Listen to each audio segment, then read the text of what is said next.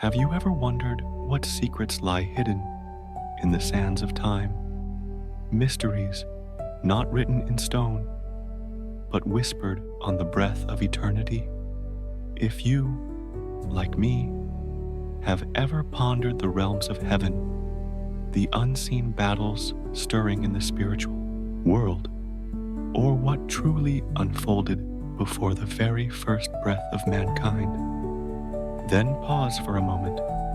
You are not here by accident. You are part of something greater.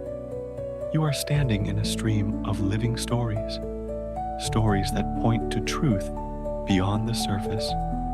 So, before we enter the tale tonight, I invite you, like a traveler joining this caravan of discovery, to like this message, subscribe to the channel Jesus Speaks, and comment the number 777 if your heart has ever burned with questions of eternal mysteries. Your voice matters. Your curiosity is a signal that you are one of the chosen generation seeking deeper wisdom in a world of shadows. Together, let us begin. In the heart of antiquity, there stretched a land bathed in sunlight and wrapped in the fragrances of precious spices, a kingdom where the very air trembled with incense from frankincense and myrrh, where golden dunes guarded hidden treasures, and where rivers carried life through fertile valleys. This was Sheba, a land of wealth, yes, but more importantly, a land of wisdom. Centuries have passed since her name was first whispered, yet history still bows before her memory. She was the Queen of Sheba. Her true name is uncertain. Some traditions remember her as Makeda, others as Bilqis, but her spirit is etched into eternal story. She was not merely a figurehead placed upon the throne by bloodline alone. No, she embodied queenship, leadership that pulsed with insight, strategy, and vision. From her earliest days, she was nurtured in a culture that valued not just gold, but understanding. She was trained in the art of diplomacy, in the intricate mathematics of trade, in the laws and traditions of her people. She grew not into a queen who ruled by armies, but one who governed with the sharpness of intellect and the depth of discernment. Her wealth was not only measured in jewels, but in wisdom. And yet, despite this abundance, her soul carried a hunger, the kind of hunger that even kings and rulers often deny within themselves. For she understood a timeless truth: power without wisdom collapses into pride. But wisdom without humility brings no life. Like the psalmist who prayed, "Teach us to number our days, that we may gain a heart of wisdom." Psalm 90:12. She longed for more than prosperity. She longed for eternal understanding. Through couriers, ships, and sands, whispers reached her court. Whispers of a king in a distant land, a king of Israel named Solomon. It was not his wealth that captured her attention, though his kingdom prospered. It was not even his temple, though it rose in majesty toward the heavens. What stirred her, what ignited the flame within, was the consistent report of one thing: his wisdom. They said his judgments carried divine weight, that when he opened his mouth to speak, mysteries unfolded like scrolls unrolled, that his God, Yahweh, the God of Israel, had blessed him with insight beyond mortal measure.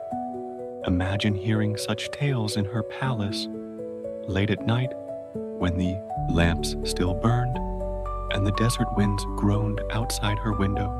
She must have closed her eyes and asked within herself, Could this be true? Could there exist a mind greater than all I have encountered? Could there truly be a wisdom not from men, but from God? And so the fire of her quest grew. My friend, isn't it true that all of us, queen or servant, rich or poor, are seekers in this life? Deep inside, there is a restless ache. You feel it when the victories no longer satisfy, when the gold no longer gleams as brightly, when the laughter fades into silence. It is the eternal longing of the human soul. Like Solomon himself would later write, he has set eternity in the human heart.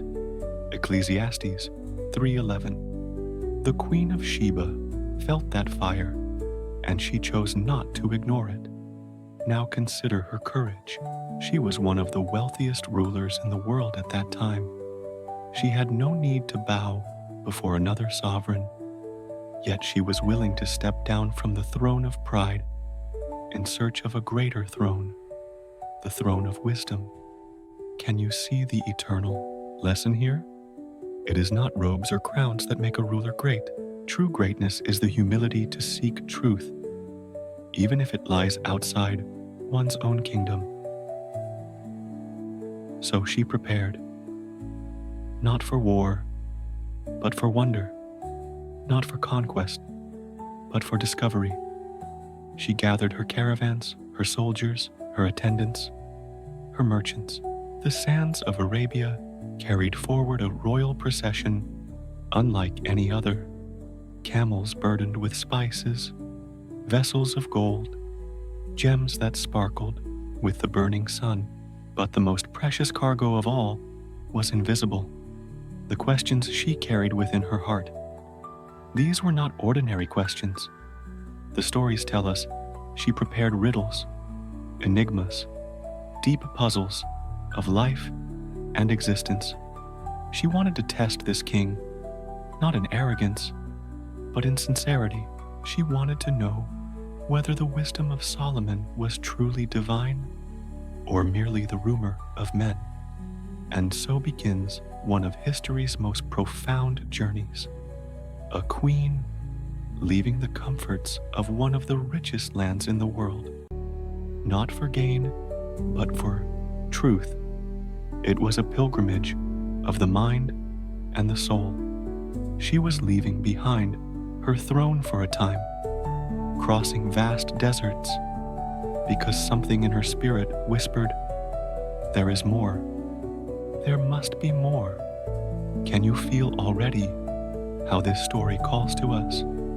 In every age, people have traveled great distances to satisfy the ache for divine wisdom. Some search through philosophy, some through science, some through power, others through fleeting pleasures. But as Psalm 111 reminds us, the fear of the Lord is the beginning of wisdom. All who follow his precepts have good understanding. The Queen of Sheba had all the wisdom her culture could offer, and yet something within her spirit knew it was incomplete. Her search was not only for intellectual answers, it was for the fragrance of the divine. And so, imagine her at dawn as the first rays touched the desert sands.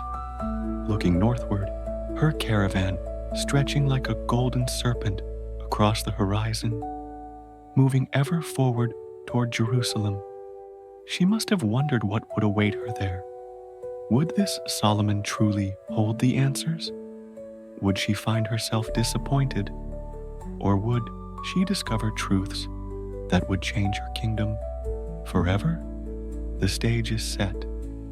A woman of unrivaled power, courage, and wisdom, leaving her throne to test the wisdom of another.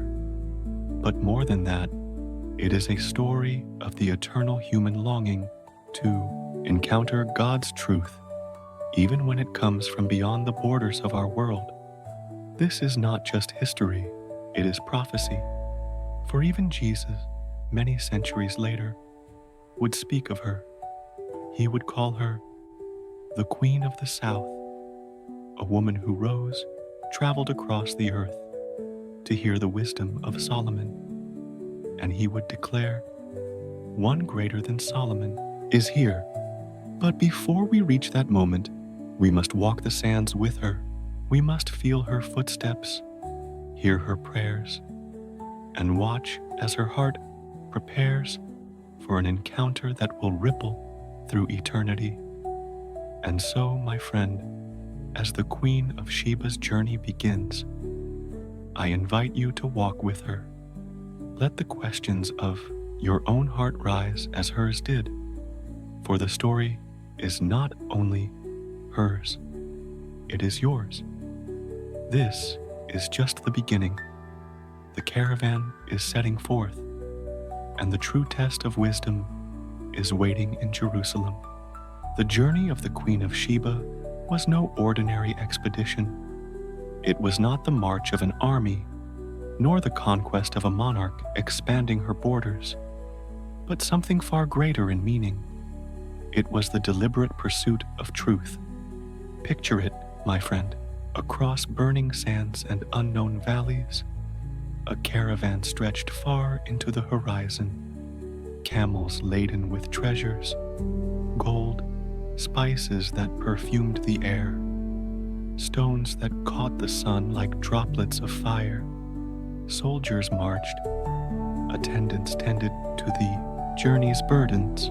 An entire kingdom, in some sense, was moving across the desert, but it was all summoned into motion by a single heart, the heart of a queen who longed to know what could not be measured by silver or by armies, wisdom that might flow from the throne of God himself. This was no light endeavor. Traveling from Sheba in the distant south toward the kingdom of Israel in the north was to face the fury of the desert, shifting dunes that swallowed men whole, oases that dried overnight, thieves who watched from the cliffs. Even kings, though robed in glory, could taste hunger and thirst when crossing wilderness. And yet, notice this, she pressed on because her pursuit was not for wealth, but for meaning. She illustrates the eternal truth found in the words of Jeremiah. "You will seek me and find me when you seek me with all your heart." Jeremiah 29:13. The queen was seeking, and so, even unknowingly, she was already drawing closer to the living God who is himself the fountain of wisdom. Can you see your own reflection here? For often, our lives pass through wilderness seasons, times when we leave behind the comfort of what we know in search of what we do not yet understand. Sometimes these deserts feel endless, hot, and heavy, but it is in those very deserts that wisdom is carved into the soul. The Queen's perilous march toward Jerusalem was an outward symbol of the soul's inward pilgrimage. The scriptures are filled with stories of desert journeys for truth. Israel itself was shaped for 40 years in the wilderness. John the Baptist thundered from the desert to announce the coming of the Messiah. Even Jesus was led into the wilderness, fasting 40 days to prove his faith and to triumph over the testing of the enemy. The desert humbles the proud, strips away illusions, and demands a question. What is it you truly seek? The Queen of Sheba refused to remain a queen who only ruled within the safe borders of her wealth. She would let the desert test her faith, press her determination, and refine her longing. In doing so, she became something more than a queen. She became a pilgrim. And so onward, the caravan rolled. Imagine the nights, Stars hung above like torches of heaven, far brighter in the desert than in crowded cities. Camels rested, fires flickered, and attendants sang songs to pass the time. And perhaps the queen, alone in her tent, considered the riddles she would bring to Solomon. Questions meant not only to test him, but to test herself. For every seeker must be ready not only for answers, but for the transformation that true answers bring. In these silent nights, she might have whispered prayers, even prayers shaped not in the name of Yahweh, but in the yearning of the human soul. For God, have you ever prayed a prayer you did not even know how to form? The psalmist cried. Deep calls unto deep, at the noise of your waterfalls. All your waves and billows have gone over me. Psalm 42:7. That verse captures what she carried. Deep calling unto deep. The spirit of a seeker believing there is more. Finally, after weeks, perhaps months, the horizon shifted. Green hills replaced golden dunes. Streams glistened where dry sand once burned their lips. Israel lay before her. This land was different. Its songs were different. Its people lived not in homage to a pantheon of gods, but in devotion to one. Everywhere rose prayers to Yahweh, the Lord, the God of Abraham, Isaac, and Jacob. To the queen, this monotheistic devotion was foreign but fascinating. In Sheba, as in much of the ancient world, gods were many and often created in the image of men. But Israel lifted their voices to one invisible, eternal, creator of all. And so she entered Jerusalem, a queen radiant in robes embroidered with threads of gold, with attendants marching at her side, and gifts fit for a mighty king. The city stirred with wonder. Children ran to the roadsides to glimpse the splendor. Merchants whispered about her caravan's treasures. Soldiers stood tall, their spears flashing in the sunlight, but all eyes beheld not only her wealth, but her dignity, her presence, her seeking gaze. This queen did not come with armies to conquer. She came with questions, with curiosity unafraid, with humility disguised in a regal poise. And when she was received at Solomon's court, the moment was charged with an atmosphere unlike any political meeting of that age. For this was not simply the meeting of rulers. It was the meeting of two minds, two spirits, in the presence of a God far greater than either. Pause here and reflect. Have you ever considered how eternity sometimes hangs in a single moment? Think of it. Had she dismissed the rumors? Had she chosen comfort over courage? Had she settled for her own understanding? This moment would never have come. But her choice to pursue wisdom reshaped not only her destiny, but the legacies of nations. The desert was worth it. Friend, do not despise your desert. Every mile walked in faith prepares you for divine encounters waiting on the other side. Like the psalm declares, blessed are those whose strength is in you, whose hearts are set on pilgrimage. Psalm 84:5. That is what the Queen of Sheba embodied, a heart set on pilgrimage. She walked into Jerusalem not knowing fully what awaited, yet in the quiet depths of her being, she must have sensed, destiny lives here. Wisdom dwells within these walls, and soon, very soon, her questions would rise, and the answers would come forth. But the beauty of the story is this: she did not Know that what she was about to receive would exceed not only her curiosity, but even her capacity to imagine. She came seeking one thing: wisdom. But what she would leave with was something far deeper: revelation of the living God. And so, we leave her standing at the threshold of Solomon's court, the treasures behind her, her heart with its riddles before her, and the destiny of her encounter just ahead. The desert journey is complete.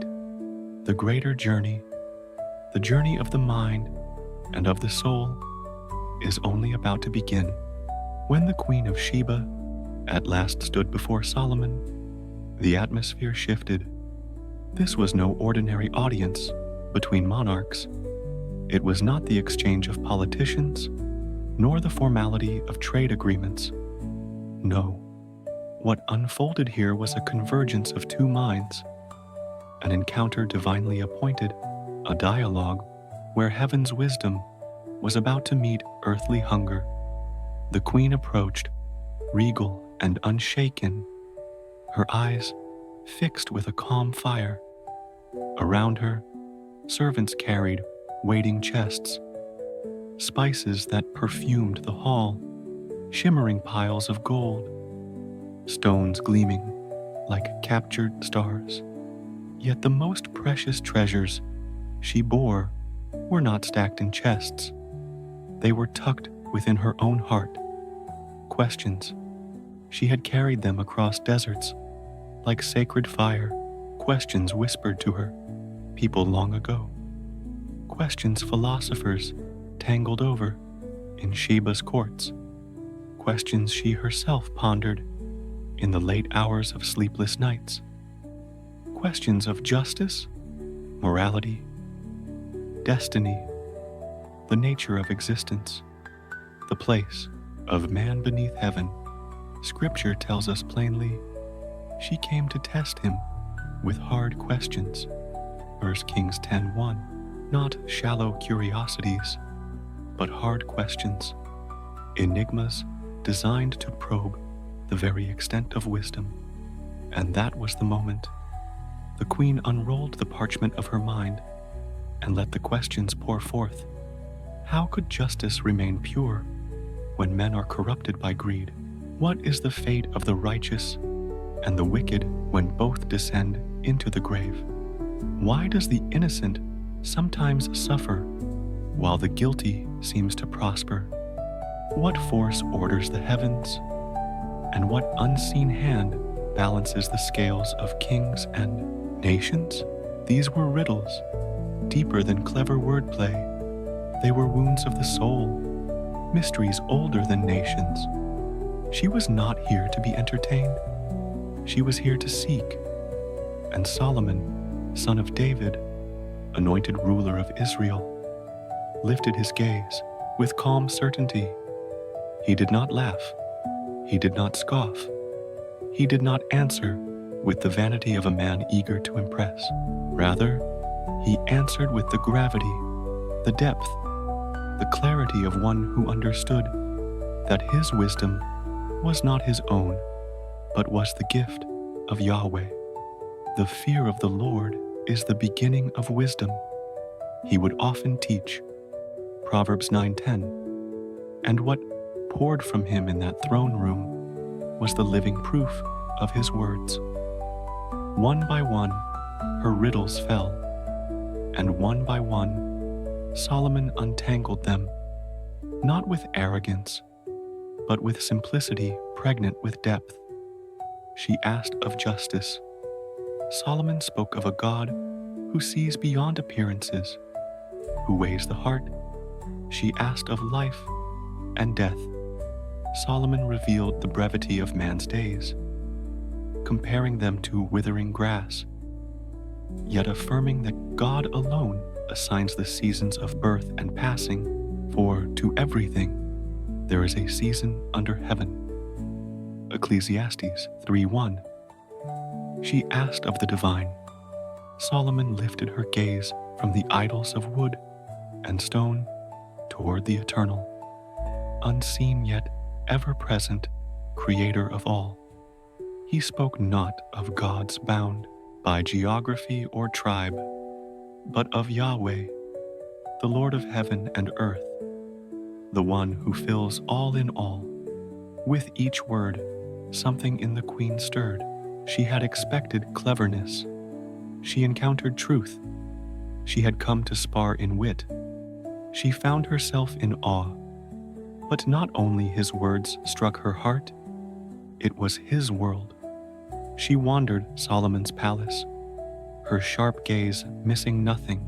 She watched the order of his servants, their precision, their dignity, their joy in serving their king. She observed the offerings continually ascending from his temple, the smoke spiraling to heaven, carrying the devotion of an entire nation. She walked through halls adorned by artisans who poured heart and hand into beauty that reflected more than human pride.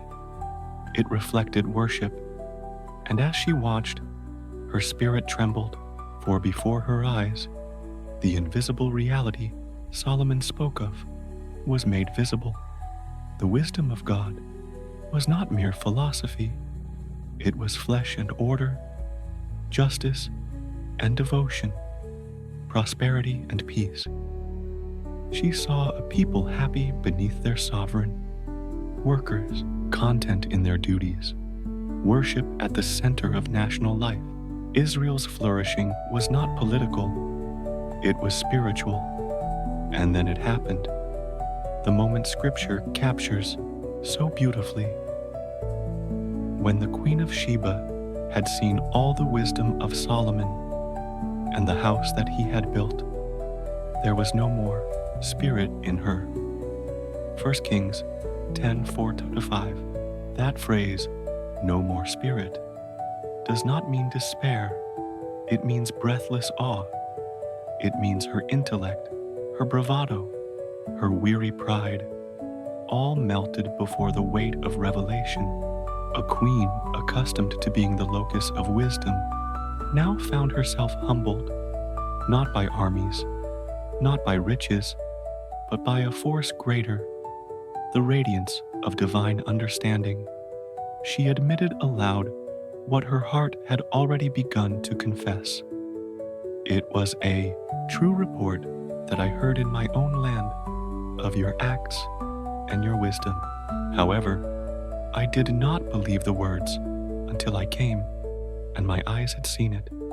And behold, the half was not told me. 1 Kings 10:6-7. Do you hear it? The confession of a seeker whose journey bore fruit. She had doubted, wisely tested, but now she saw. Reality had not just matched rumor, it far exceeded it.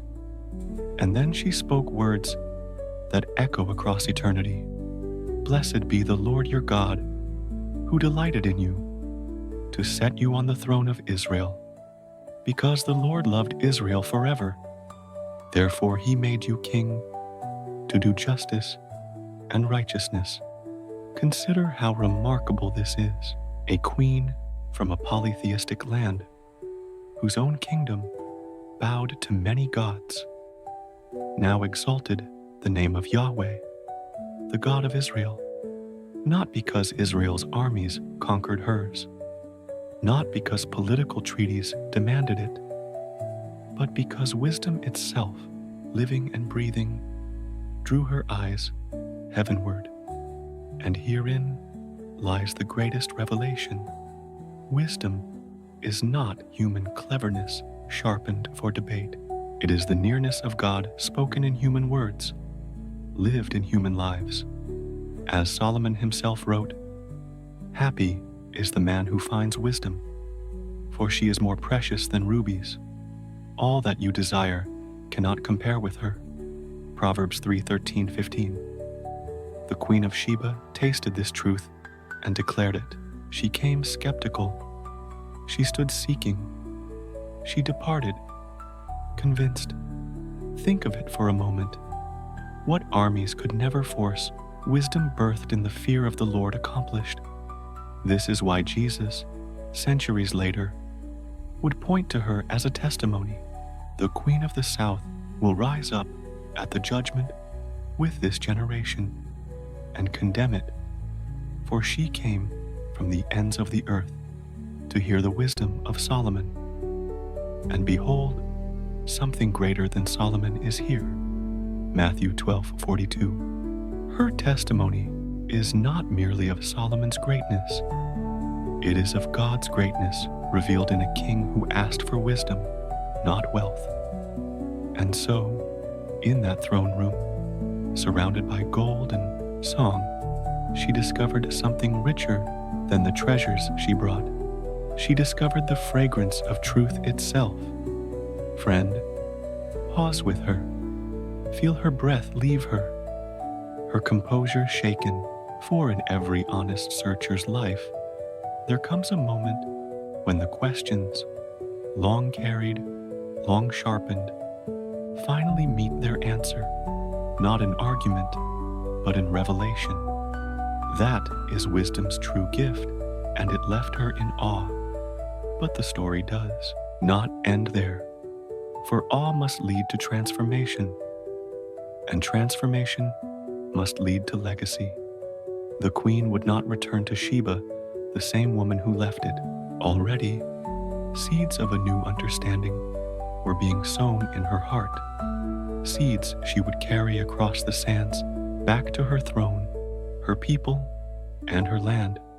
Her riddles had been answered, but far more, her soul had been touched, and that is where we must leave her for now, in the very heart of Jerusalem, humbled, yet lifted, emptied, yet filled, a sovereign transformed by a wisdom greater than any empire on earth. The Queen of Sheba stood in Solomon's courts, her heart trembling, her breath caught between disbelief and worship. All her riddles had been answered, all her doubts overturned, all her expectations exceeded. She had thought to test, but it was she who found herself tested. She had come to see if Solomon's reputation was exaggerated, and now she confessed in wonder, "The half was not even told me." Imagine a queen, secure on her throne, used to commanding the adoration of nations, reduced in that moment to reverent stillness. She had discovered a truth far greater than rumor, wisdom anchored in a God unlike any she had known before. For the scriptures tell us, when the Queen of Sheba had beheld all the wisdom of Solomon and the house that he had built, there was no more spirit in her. 1 Kings 10:5. What does this mean? It means she was overwhelmed, breathless, not by mere splendor, but by the realization that behind Solomon's wisdom stood Yahweh himself. She recognized in that instant that what she witnessed could not be man-made. This was the fruit of divine favor. And then, with the humility only true seekers can embody, she spoke words of eternal weight. "Blessed be the Lord your God, who has delighted in you, to set you on the throne of Israel. Because the Lord loved Israel forever, he made you king to do justice and righteousness." 1 Kings 10:9.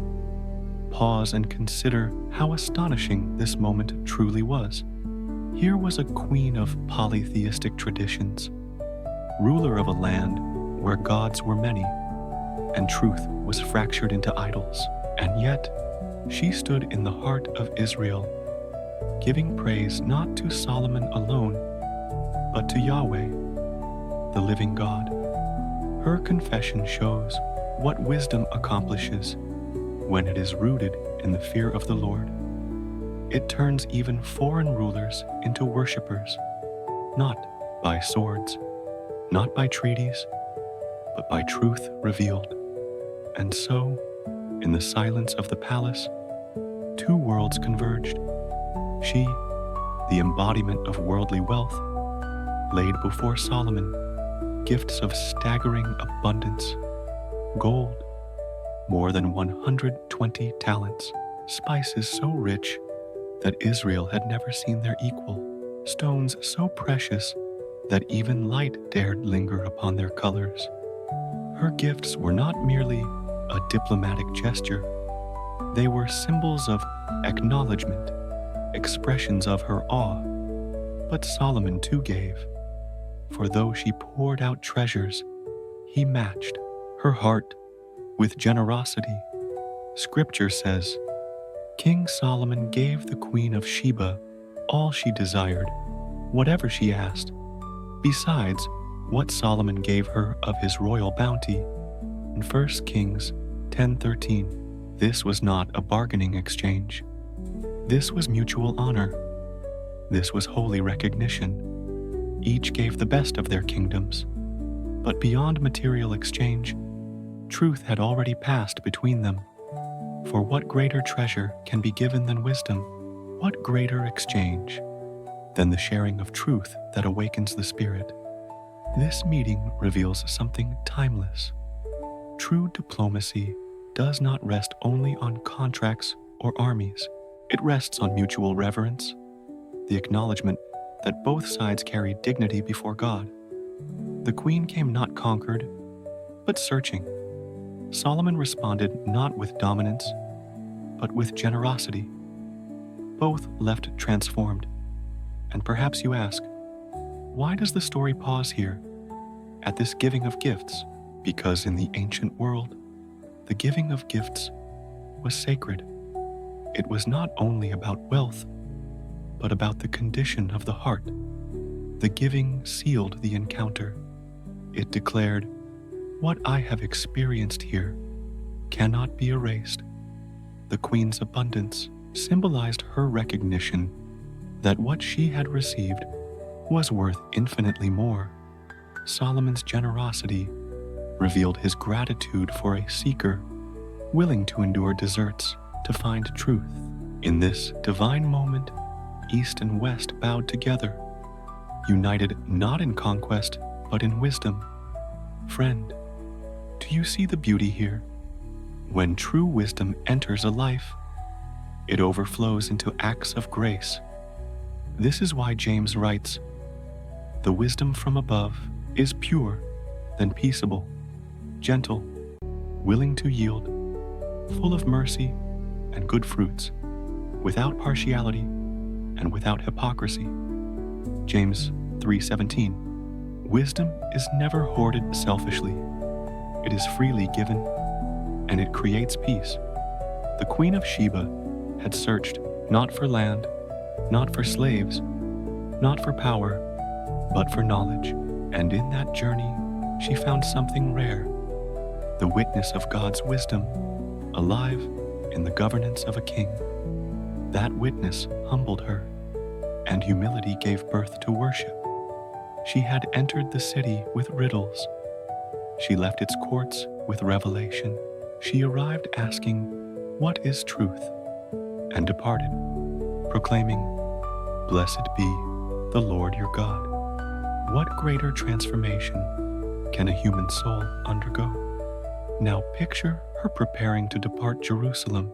Behind her, the temple still rose, pillars gleaming in the sun, smoke of offerings curling toward heaven. Beside her, camels groaned beneath the treasures Solomon had poured out in return. Before her lay the familiar road through the wilderness, the same path she had taken to reach him, yet now forever changed by her burden of new understanding. But though her treasures stacked high, the true weight she carried home would not rest on camelbacks. It was carved within her spirit. It was wisdom, humility, reverence, a new awareness of Yahweh, a God not bound to one throne, but who reigns over nations, who delights in justice, who plants wisdom like seeds in the hearts of those who seek him. Friend, do you recognize the lesson that whispers here? Every encounter with God must end in transformation. It is never enough to admire from afar. The queen could not simply listen and leave unchanged. True wisdom demands response. Her response was worship, generosity, and confession, blessing the God of Israel before all who could hear her voice. And so, her visit closed not in conquest, not in defeat, but in fulfillment. She had crossed deserts, seeking knowledge, and she returned across deserts, carrying truth. She had departed Sheba, a queen who reigned by intellect. She returned a queen whose kingdom would now be flavored with divine wisdom. For the traveler who dares to seek beyond comfort, the journey never ends at the same place it began. The body returns home, but the soul returns changed.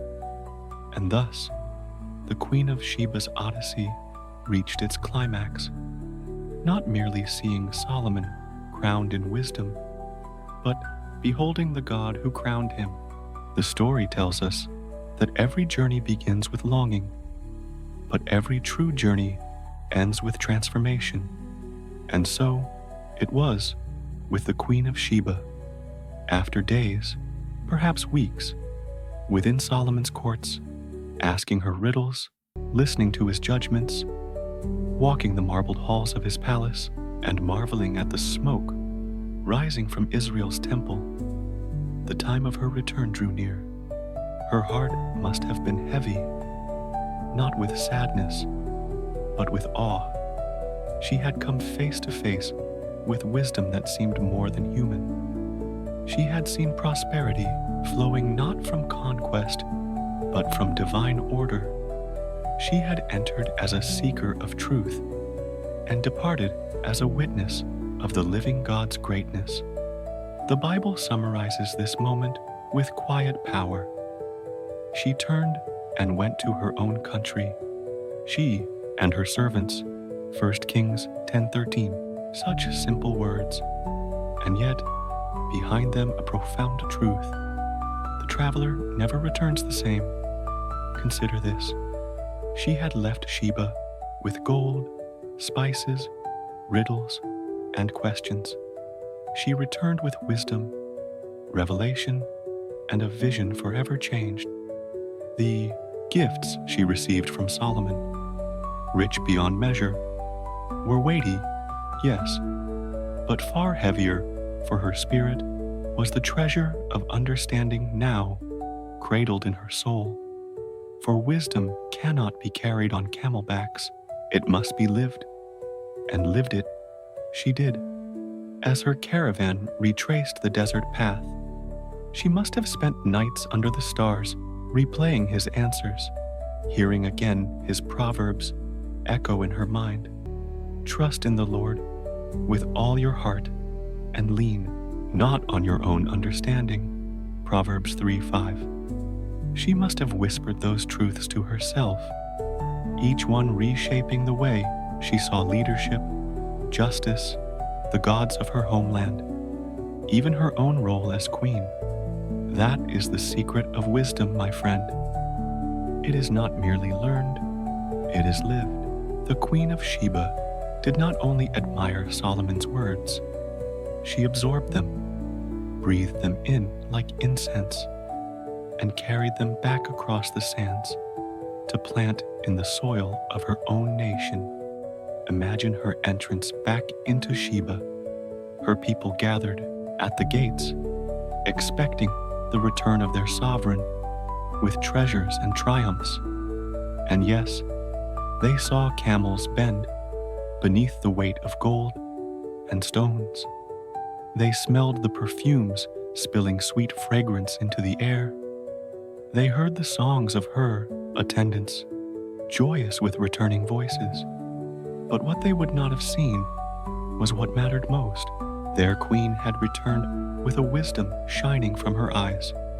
She had left to test, but she returned as one tested and refined. The questions that once fueled restless nights were now softened into clarity. The gods that once competed for honor in her land now paled before the memory of Yahweh, the Lord she had confessed in Jerusalem. Her kingdom, already prosperous, became more just, more ordered, more enriched, not only with wealth, but with vision. For wisdom, once received, spreads outward like a river, refreshing all it touches. This is why her story was so deeply remembered. Israel preserved it as a testimony of Solomon's God-given wisdom. Centuries later, Jesus himself would remember her, calling her the Queen of the South, a woman who rose beyond her own realm to pursue truth at any cost. He used her story as a rebuke to those unwilling to hear wisdom, saying, if she was willing to cross deserts for Solomon's understanding, then how much greater should the world respond to him, the one greater than Solomon? Ethiopian tradition, too, treasures her story, saying that from her union with Solomon came Menelik the first emperor of their land. Their legends proclaim that through her line the Ark of the Covenant itself found a resting place within their kingdom, making it forever sacred, whether as sacred legend or symbolic truth. The heart of this tradition points to the power of her legacy. She carried seeds of wisdom that shaped nations. Friend, think about that. Her journey was not private. It was not merely for her own curiosity. When she returned with wisdom greater than gold, her entire nation felt its touch. Her leadership deepened. Her justice became sure. Her understanding broadened. And across centuries, tribes and nations remembered her not as a conqueror, but as a queen of seeking and finding. This truth remains. When a single heart dares to seek wisdom, generations after, it will feel the ripples.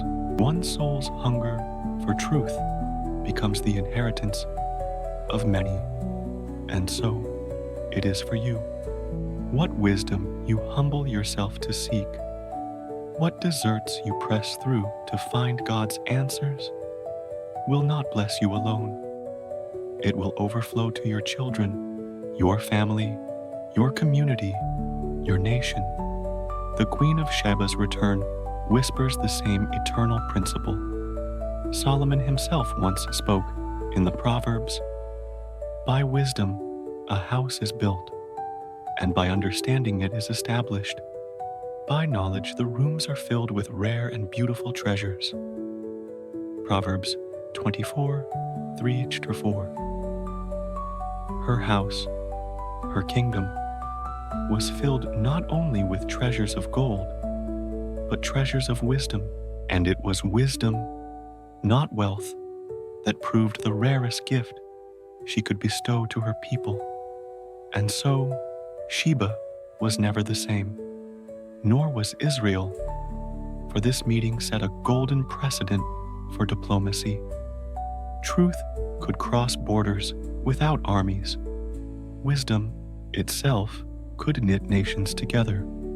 This was holy exchange, an economy not of mere goods, but of insight and revelation. By the time her caravan melted again into Sheba's valleys, the queen had become far more than royalty. She had become symbol, a lamp of the truth that shines beyond tribes and lands. And so, Section 5 leaves us standing with her back in Sheba, her throne still golden, her palaces gleaming, but her spirit deeper, humbled, lifted, ready to reign. With a perspective greater than before, she had left her land curious. She returned as a carrier of divine wisdom, a seeker transformed into a teacher for her people. And that is the mystery of wisdom. It is never kept by the one who finds it. It always multiplies. Every journey eventually comes to its end. Every caravan returns home. But not every story fades quietly into the shadows of memory. Some shine brighter as the years roll on, their echoes growing louder with each generation. And so it was with the Queen of Sheba. Though centuries have passed since that fateful encounter in Solomon's halls, her name and legacy endure, not because she waged wars or carved empires by the sword, but because she chose the greater path. She chose the path of knowledge, of inquiry, of reverent humility in the face of divine light. History remembers many queens, rulers who commanded armies, who left monuments of fear, who wrote their names in stone through conquest. But the Queen of Sheba stands apart. Her empire was the empire of the mind. Her monument, not stone or bronze, but the living testimony of wisdom sought, wisdom embraced, and wisdom shared. In Jewish tradition, she is remembered as the one who tested Solomon and discovered the truth of his God-given wisdom. She stands as witness that Yahweh is not limited to Israel alone, but draws seekers from the ends of the earth. In Christian tradition, her story is spoken from the lips of Jesus himself. He calls her the Queen of the South, who rose from her throne and crossed deserts to hear Solomon's wisdom. And then, with piercing clarity, he declared to his generation, "Indeed, someone greater than Solomon is here." She becomes, in his words, a prophet without speaking prophecy, a testimony of how far a soul will go for truth, and a rebuke to any who ignore wisdom even when it is nearer than their breath. In Ethiopian tradition, her memory burns brightest still. They know her not merely as a queen, but as the mother of their nation, Makeda, so they call her, whose union with Solomon gave birth to Menelik the first emperor of Ethiopia. Through him, they say, the Solomonic dynasty arose, a line of rulers who trace their blood back to Jerusalem. Their legends even claim that the Ark of the Covenant was carried into their land, transforming Ethiopia into a sacred vessel of God's heritage. Whether myth embroidered or mystery preserved, the heart of the matter remains. Her story shaped the destiny of nations. It is a striking thought. One woman's hunger for truth, one queen's humility to learn, one encounter of wisdom across borders, and the ripples have rolled through continents and centuries. What began as whispers in Sheba's courts still reverberates in our world today. But beyond traditions and legends, beyond dynasties and chronicles, her story lives because it speaks to us. It calls to the hidden longing within each of us, the longing to know, to understand, to see beneath the surface of things, to strip away shadows and stand in the light of truth. For do we not all have deserts to cross, questions to bear, riddles to present before God? Do we not all long for justice as she did, for understanding as she did, for assurance that there is one greater, one who holds the world steady in the palm of his hand? The Queen of Sheba is more than a queen. She is us. She is the restless seeker in every human heart who dares to say, there must be more than this. And in her courage to rise, to leave comfort, to journey, she becomes our teacher. She whispers across the centuries, True greatness is not in thrones or armies. True greatness is in humility to seek, courage to ask, openness to receive. Friend, pause here and consider, what are the deserts you're called to cross? What riddles still burn unanswered in the chambers of your heart? Her story reminds us that God honors the seeker. As it is written, "You will seek me and find me when you search for me with all your heart." Jeremiah 29:13. She searched, and she found. She knocked, and the doors were opened. She asked, and answers came, not in clever words, but in revelation. This is the promise still alive for those who dare to walk her path. Yet wisdom demands more than curiosity. Wisdom calls for transformation. She returned to Sheba fuller, humbler, anointed by encounter. That is what true wisdom always does. It leaves you different. It calls you to lead differently, to live differently, to reflect the divine light you have seen. And so, her story is written not in the dust of ancient palaces, but in the hearts of all who hear it. It is written in us. She stands as testimony that the hunger for truth can move mountains, cross deserts, topple idols, and awaken nations.